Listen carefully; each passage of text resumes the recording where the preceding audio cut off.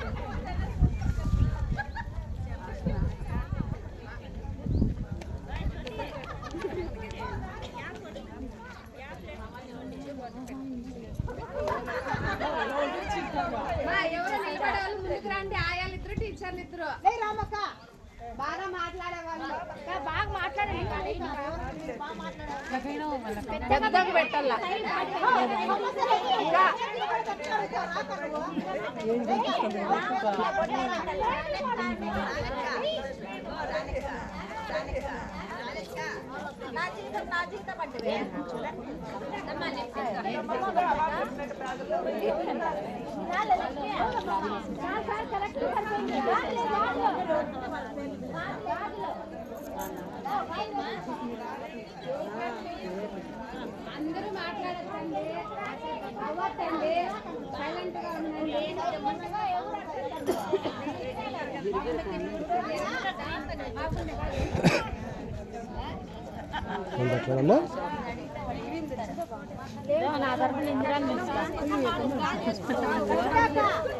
అమ్మోరు కళ్ళు మూసుకొని ఉండేది,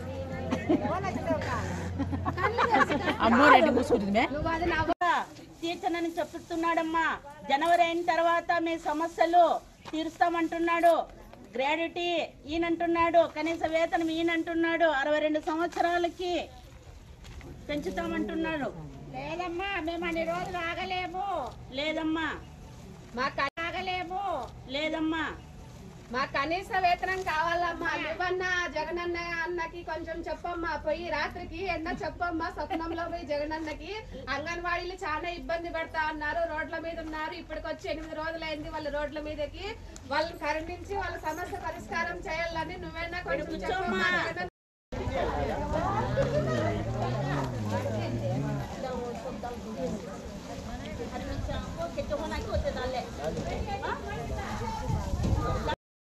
సమ్మె చేస్తుంది, 8వ రోజు చేరుకుంది। వివిధ రకాల్లో ప్రభుత్వానికి నిరసన తెలపడం జరిగింది। ఇప్పటి కూడా ప్రభుత్వం దిగి రాలేదు। ఇప్పటికైనా మా ప్రభుత్వం మమ్మల్ని గుర్తించాలి, చర్చలకు పిలవాలి। మా సమస్యలు ముఖ్యమైన డిమాండ్స్ ఏవైతే ఉన్నాయో ప్రభుత్వం వెంటనే సఫలం చేయాలని కోరుకుంటున్నాం ప్రభుత్వానికి। మమ్మల్ని ఇలా రోడ్డు మీద ఎన్ని రోజులని పెడతారని ప్రభుత్వానికి అడుగుతున్నాము। మా సమస్యలు న్యాయమైన సమస్యలు తీరేంత వరకు మేము ఎన్ని రోజులైనా సరే ఇలాగే ప్రభుత్వం దిగిరాకపోతే నిరవధిక సమ్మెలో కొనసాగుతామని ప్రభుత్వానికి తెలియజేస్తున్నాము। ఈరోజు 8వ రోజు మా సమ్మె। అంటే ఇన్ని రోజులు సమ్మె చేస్తున్నప్పటికీ ప్రభుత్వానికైతే ఏ రకమైన చలనము అనేది లేదనమాట। అంటే మేము రోడ్లపైకి వచ్చి మా సమస్యలను, మా బాధలను, మా గోడు చెప్పుకుంటా అంటే కూడా చర్చలకని పిలిచి చర్చలు ఏమాత్రము విఫలమైపోతున్నాయి। కాకపోతే ఈరోజు మా ప్రాజెక్టు దగ్గర వంట వార్పు చేసుకొని మేము ఇక్కడే వంట చేసుకొని ఇక్కడే తిని ఇక్కడే ఈరోజు కూడా సమ్మెలో పాల్గొంటున్నాము। మా న్యాయమైన కోరికలను తీర్చాలని ప్రభుత్వానికి విన్నవించుకుంటున్నా కూడా ఏమాత్రము కనికరము చూపించలేదన్నమాట। అదేవిధంగా సెంటర్లు మూసివేసి రోడ్లపైకి వచ్చి ఉంటున్నాము। మరి టీములను వేసి 5 మందిని అంటే మామూలు సెంటర్స్కి ఈరోజు కిట్లు పంపిస్తున్నారనమాట। వాళ్ళైతే 5 మందిని కిట్లు పంపించి వాళ్ళైతే 5 మంది అయితే ఈ డ్యూటీ చేయాలా, మరి మేమైతే ఇద్దరే చేయాలన్నమాట। అంటే వాళ్ళకు ఒక రూలు, మాకు ఒక రూలు ఉంటుందా? అంటే మేము గౌరవ వేతనం అని ఇన్ని ఏళ్ళ సర్వీసులో కూడా గౌరవ వేతనం కిందనే చేస్తున్నాం। కానీ ఇప్పుడు పని వేళలు పెరిగినాయి కాబట్టి మేము కనీస వేతనం అనేది అడుగుతూ ఉంటున్నాం అనమాట। గ్రాట్యుటీ సుప్రీంకోర్టు ఆదేశాలకు మేరకే మేము గ్రాట్యుటీ కూడా అడుగుతున్నాము। కాకపోతే వాటన్నిటినీ అమలు చేయాలని ప్రభుత్వాన్ని కోరుకుంటున్నాము। మా సమస్యలు అది ఎఫ్ఆర్ఎస్ అయితే ప్రతి ఒక్కటి రద్దు చేయాలని కోరుకుంటున్నాము, ఈ ప్రభుత్వానికి విన్నవించుకుంటున్నాము। ఇలాగే మాకు చర్చలు సఫలం కాకపోతే ఎన్ని రోజులైనా సమ్మెలో పాల్గొంటామనేసి మేము హెచ్చరిస్తున్నాం। నాకు ఇచ్చిన అవకాశం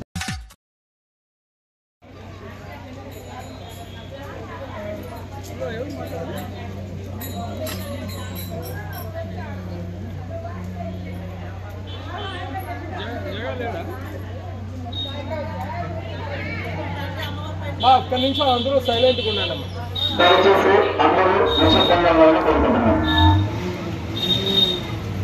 ఈరోజు తిరుమల తిరుపతి దేవస్థానం నుండి ధర్మ ప్రచార పరిషత్ కోసం ప్రచారం కోసము Venkateswara international spiritual institutions organisation network vision trust లక్ష్యాలు కోటాను కోట్ల భక్తుల ఆరాధ్య దైవమైన శ్రీ వెంకటేశ్వరుని దివ్య సన్నిధిగా కలియుగ వైకుంఠంగా భాసిల్లుతున్నది తిరుమల. ఏడుకొండల వాడని, వడ్డీకాసుల వాడని, ఆపద్ బాంధవుడని, భక్తుల కొంగు బంగారమని కొనియాడే ఆ కోనేటి రాయని దివ్య భక్తి సౌరభాన్ని దశదిశలో వ్యాపింపచేయాలని సమస్త మానవాళి హృదయాల్లో శ్రీవారి చైతన్య కుసుమాలు విరబోయించి తరింప చేయాలన్నదే విజన్ ట్రస్ట్ ప్రధాన లక్ష్యం.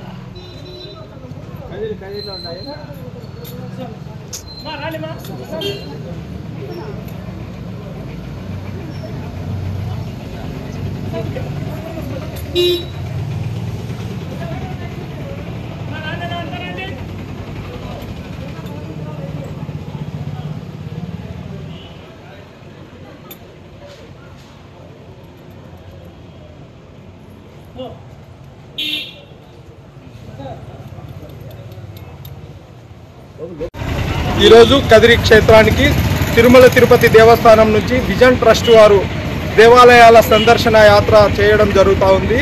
ఈ యాత్రలో భాగంగా శ్రీ వెంకటేశ్వర స్వామి దేవస్థానాలను దర్శించుకుంటూ వారు అక్కడ దేవాలయాలకు కావలసిన జీర్ణోద్ధరణ కార్యక్రమాలను చేపట్టడం జరుగుతూ ఉంది. ఆ కార్యక్రమంలో భాగంగా ఈరోజు కదిరికి రావడం జరిగింది. కదిరిలోని శ్రీ వీవర్స్ కాలనీలోని వెంకటేశ్వర స్వామి ఆలయాన్ని దర్శించుకున్నారు. తర్వాత అనంతపూర్ రోడ్లో ఉన్నటువంటి వెంకటేశ్వర స్వామి దేవస్థానాన్ని దర్శించుకొని అక్కడ కావలసిన సదుపాయాల గురించి వాళ్ళు ఒకసారి ఆ దేవస్థానం వారితో మాట్లాడి త్వరలో కావాల్సిన సదుపాయాలన్నీ చేయడానికి తిరుమలకు ఈ యొక్క రిపోర్ట్స్ని తీసుకెళ్లడం జరుగుతుంది. అందులో భాగంగా ఈరోజు కదిరికి రావడం చాలా ధన్యవాదాలు తెలియ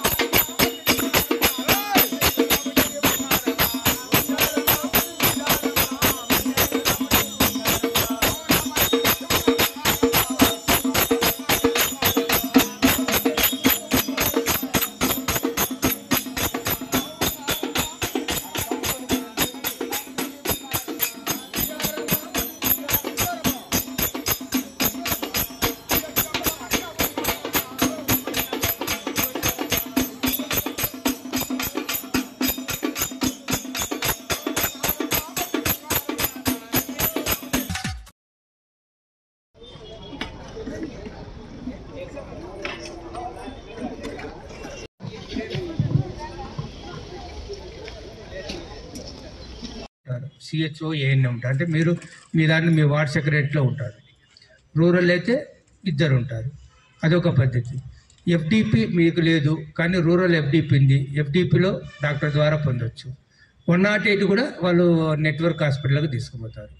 ఇంకొకటి ఏమిటి, పిఎస్సికి ఇక్కడికి వచ్చినా కానీ మీరు చెప్తారు. ఈ 5 విధానాలు కాకుండా ఇంకొక విధానం ఏంటి, మనం ప్రతి ఒక్కరి ఆండ్రాయిడ్ ఫోన్లో మినిమం ఫ్యామిలీ మెంబర్స్కు ఒక్కరికన్నా మనం డౌన్లోడ్ చేస్తాం. ప్లే స్టోర్కి పోయి ఆరోగ్య డాక్టర్ వైఎస్ఆర్ ఆరోగ్యశ్రీ అంటే మనకు ఐకాన్ వస్తుంది. డౌన్లోడ్ చేసుకున్నాక ఊరికి వదిలేస్తే ఏం తెలియదు.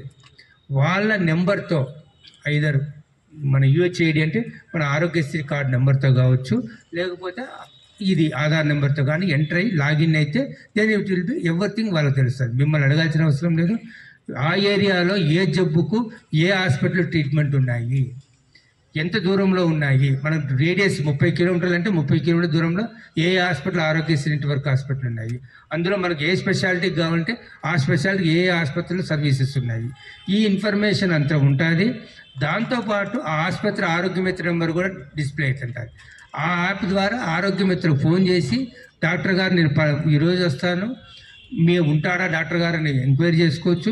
కన్ఫర్మ్ చేసుకొని ఆ రోజు పోయి చూపించుకోవచ్చు. ఫ్రీనే, భోజనము ఫ్రీనే, డిశ్చార్జ్ 1 వీక్ మందులు ఇస్తారు, దాంతోపాటు రిటర్న్ ఛార్జ్ ఇస్తారు. ఇదంతా కూడా మీరు ఎక్స్ప్లెయిన్ చేయాలి. ఏమేమి వస్తే ఇంతకుముందు చెప్పినా కదా అవన్నీ కూడా ఈ సర్వీసెస్ అని అందుతాయి. ఈ బ్రోచర్ మీరు చదివి వినిపించాలి. ఇవన్నీ జరుగుతున్నప్పుడు ఏమవుతుంది, ఎక్కడో ఒకసారి అక్కడ కూడా ఇన్ఫర్మేషన్ తెలుసుకోవచ్చు. ఇంకా మనం ప్రాథమిక ఆరోగ్య కేంద్రం ద్వారా తీసుకోవచ్చు.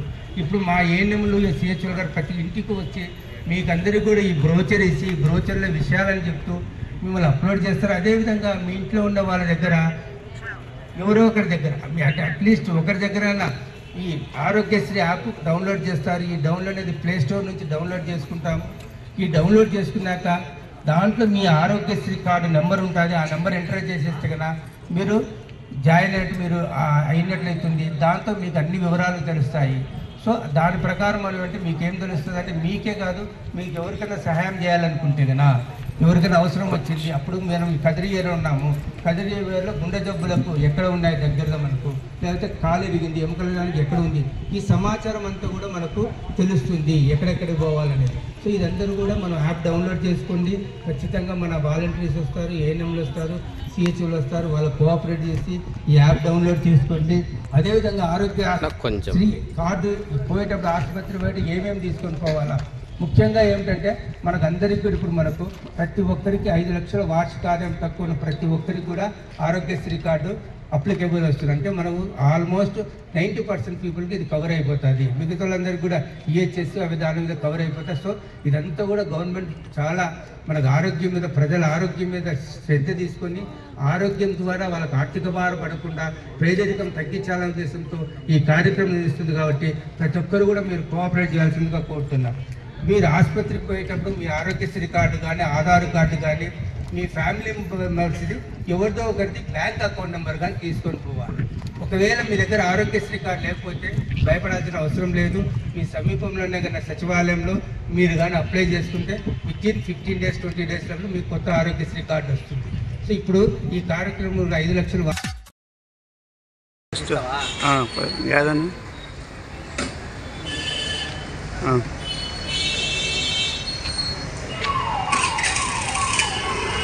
రాష్ట్ర వ్యాప్తంగా ఈ నెల 26వ తేదీ నుంచి మున్సిపల్ పారిశుద్ధ కార్మికులు సమ్మెలోకి వెళ్తున్నారు.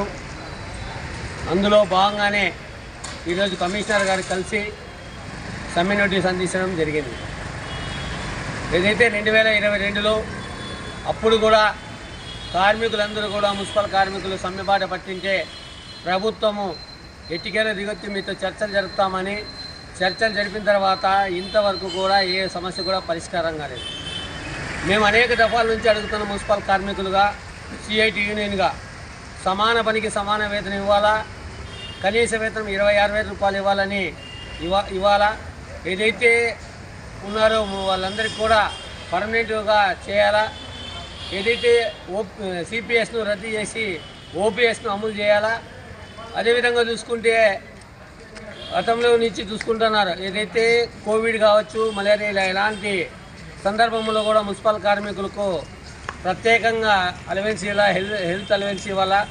ఈ డిమాండ్లన్నిటి కూడా పరిష్కరించాలని ఈ మధ్యకాలం దాదాపుగా 6 నెలల నుంచి మున్సిపల్ కార్మికులు సిఐటి ఆధ్వర్యంలో రాష్ట్ర వ్యాప్తంగా జీప్ జాతాలు మరి చేసినా కూడా ప్రభుత్వం ఇంతవరకు కూడా మున్సిపల్ కార్మికుల సమస్యలు పరిష్కరిస్తామని ఇంతవరకు కూడా చెప్పడం కూడా లేదు. మేము అడుగుతున్నాం, ఈ మధ్యకాలంలో మున్సిపల్ కార్మికులు మన రాష్ట్రం ఓ పరిశుభ్రంగా ఉండాలంటే ముఖ్య కారణము పారిశుద్ధ కార్మికులు రోడ్లకి ఉదయమే లేచొచ్చి రోడ్లు బాగు చేస్తుంటే ప్రభుత్వము వీరి కష్టాన్ని గుర్తించకుండా ఏదో కాలయాపన చేస్తున్నారు. ఇది సరైన పద్ధతి కాదు. వెంటనే మున్సిపల్ కార్మికులు ఏవైతే డిమాండ్స్ ఉన్నాయో ఆ డిమాండ్స్ అన్నిటి కూడా మీరు పరిష్కరించాలా. పరిష్కరించే సందర్భంలో అయితే అనివార్యంగా ఈ నెల 26వ తేదీ నుంచి సమ్మెలోకి మున్సిపల్ కార్మికులందరూ కూడా వెళ్తున్నారు. వీరికి సిఐటిగా సంపూర్ణమైన మద్దతు ఇస్తామని తెలియజేస్తుంది. AP municipal workers and employees federation CIT ఈ యొక్క కార్మిక సంఘం ఆధ్వర్యంలో రాష్ట్ర వ్యాప్తంగా అన్ని మున్సిపల్ పట్టణ కేంద్రాలు, జిల్లా కేంద్రాలు, రాష్ట్ర వ్యాప్తంగా అన్ని కార్మిక సంఘాలు కూడా ఈ యొక్క సమ్మెకు పిలుపునివ్వడం జరిగింది. అందులో భాగంగా కదిరి పట్టణం మున్సిపల్ యూనియన్ తరఫున మేము కూడా మున్సిపల్ మేనేజర్ గారిని కలిసి మా యొక్క సమ్మె నోటీసు అందజేయడం జరిగింది. ఈ నెల 26వ తారీఖు నుండి మున్సిపల్ పారిశుద్ధ్య కార్మికులు, వాటర్ వర్కర్స్, అన్ని డిపార్ట్మెంటు సంబంధించినటువంటి వర్కర్లంతా కూడా మేము సమ్మెలోకి వెళ్తున్నాం. రాష్ట్ర ప్రభుత్వం ఇప్పటికైనా స్పందించి మా యొక్క న్యాయమైన డిమాండ్ సుప్రీంకోర్టు తీర్పు ప్రకారం సమాన పనికి సమాన వేతనం కానీ లేదంటే పర్మనెంట్ చేయాలని ముఖ్య డిమాండు. ఈ విషయాలపై రాష్ట్ర ప్రభుత్వం ఇప్పటికైనా స్పందించి మా యొక్క మున్సిపల్ కార్మికులందరికీ న్యాయం చేయాలని రాష్ట్ర ప్రభుత్వం డిమాండ్ చేస్తున్నాను.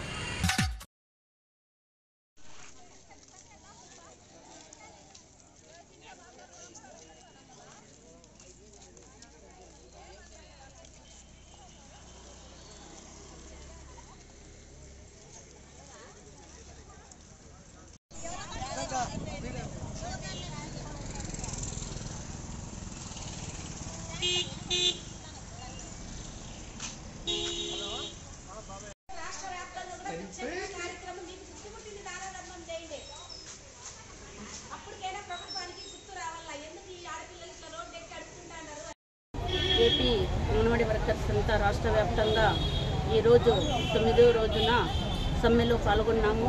మా సమస్యలు చాలా వరకు ఉన్నాయి. ప్రభుత్వము ఎటువంటి 9 రోజులైనా కూడా ప్రభుత్వం దిగిరాలేదు. మేము ఈ రోజు నుంచి రేపటి నుంచి నిరాహార దీక్షలో కూర్చుంటాము. మా సమస్యలు పరిష్కారం అయ్యేంత వరకు కూడా సమ్మెలో పాల్గొంటామని నేను కోరుతున్నాను.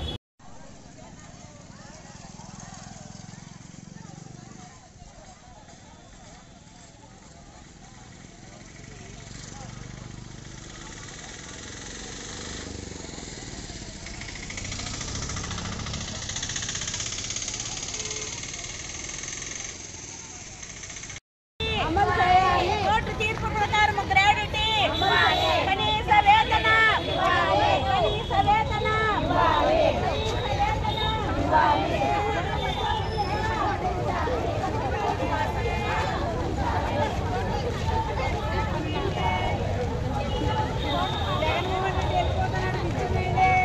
జనాలు అడగాలి అట్లే సర్లే.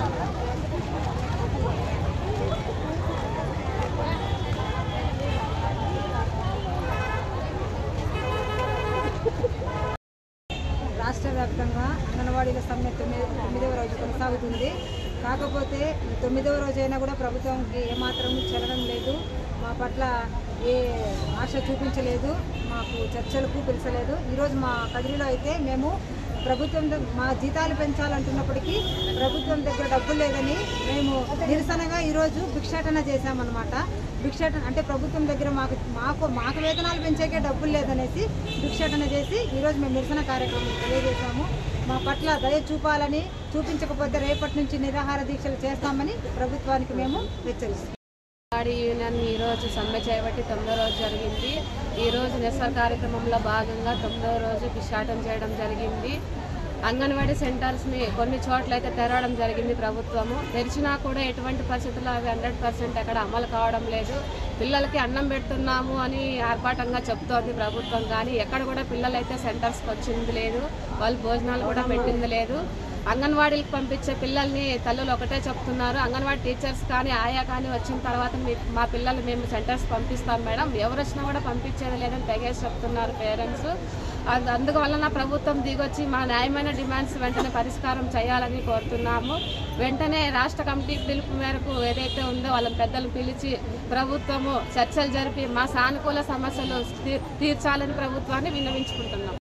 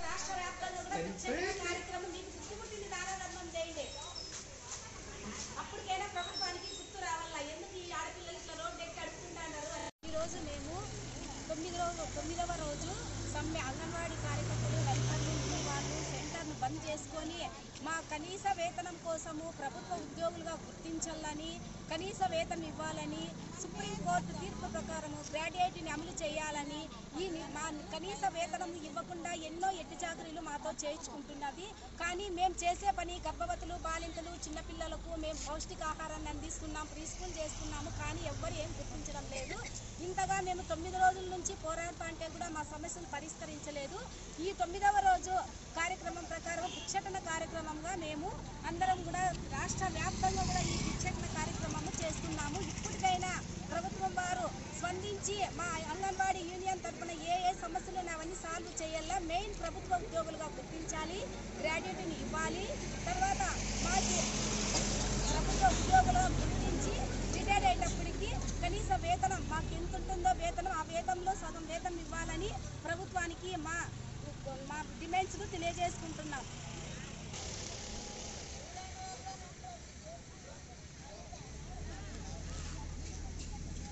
ఈరోజు మేము 9వ రోజు సమ్మె అంగన్వాడీ కార్యకర్తలు హెల్పర్లు వాళ్ళు సెంటర్ను బంద్ చేసుకొని మా కనీస వేతనం కోసము ప్రభుత్వ ఉద్యోగులుగా గుర్తించాలని కనీస వేతనం ఇవ్వాలని సుప్రీంకోర్టు తీర్పు ప్రకారము గ్రాడ్యుయేట్ని అమలు చేయాలని మా కనీస వేతనం ఇవ్వకుండా ఎన్నో ఎట్టి చాకరీలు మాతో చేయించుకుంటున్నది. కానీ మేము చేసే పని గర్భవతులు బాలింతలు చిన్నపిల్లలకు మేము పౌష్టికాహారాన్ని అందిస్తున్నాం, ప్రీ స్కూల్ చేస్తున్నాము. కానీ ఎవ్వరు ఏం గుర్తించడం లేదు. ఇంతగా మేము 9 రోజుల నుంచి పోరాడతా అంటే కూడా మా సమస్యలు పరిష్కరించలేదు. ఈ 9వ రోజు కార్యక్రమం ప్రకారం భిక్షాటన కార్యక్రమంగా మేము అందరం కూడా రాష్ట్ర వ్యాప్తంగా కూడా ఈ భిక్షాటన కార్యక్రమం చేస్తున్నాము. ఇప్పటికైనా ప్రభుత్వం వారు స్పందించి మా అంగన్వాడీ యూనియన్ తరఫున ఏ సమస్యలు అవన్నీ సాల్వ్ చేయాలా, మెయిన్ ప్రభుత్వ ఉద్యోగులుగా గుర్తించాలి, గ్రాడ్యుయేట్ని ఇవ్వాలి. తర్వాత మాకు ప్రభుత్వ ఉద్యోగులుగా గుర్తించి రిటైర్ అయ్యేటప్పటికి కనీస వేతనం మాకు ఎంత ఉంటుందో వేతనం ఆ వేతనంలో సగం వేతనం ఇవ్వాలని ప్రభుత్వానికి మా డిమాండ్స్ను తెలియజేసుకుంటున్నాం.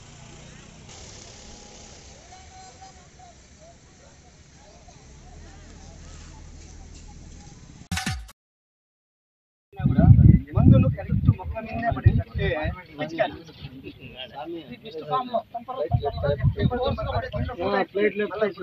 ఒకటి వాటర్ పోసి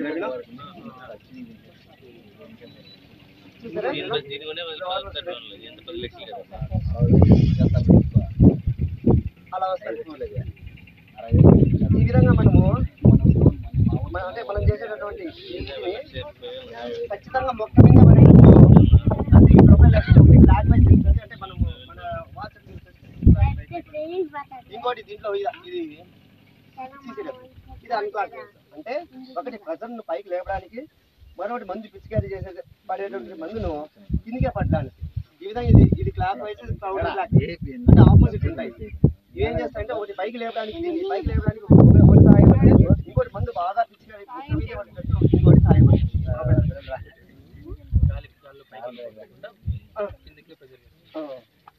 అవి 2 టైప్స్ ఉన్నాయి. ఇంకా వీటి గురించి మీకు ఏమైనా డౌట్స్ ఉన్నా అది పేలోడ్ వచ్చి 10 లీటర్లు, మన 10 లీటర్లు 1 ఎకరా 6 నిమిషాల్లో కొట్టుకోవచ్చు. 6 నుంచి 8 నిమిషాలు 2 అవుతుందన్నా.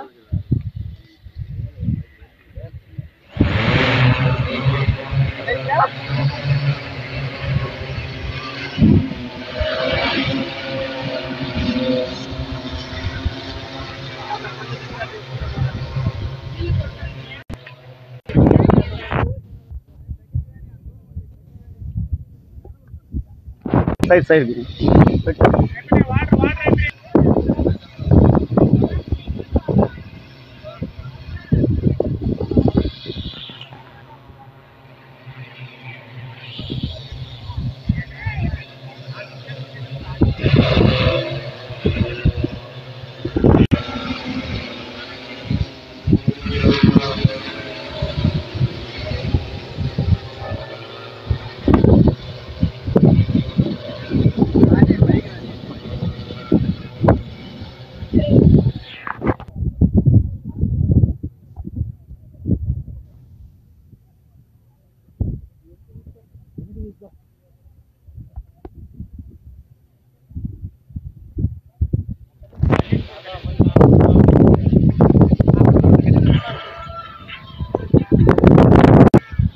నిన్న రేపు తీసుకొని వస్తానన్నారు.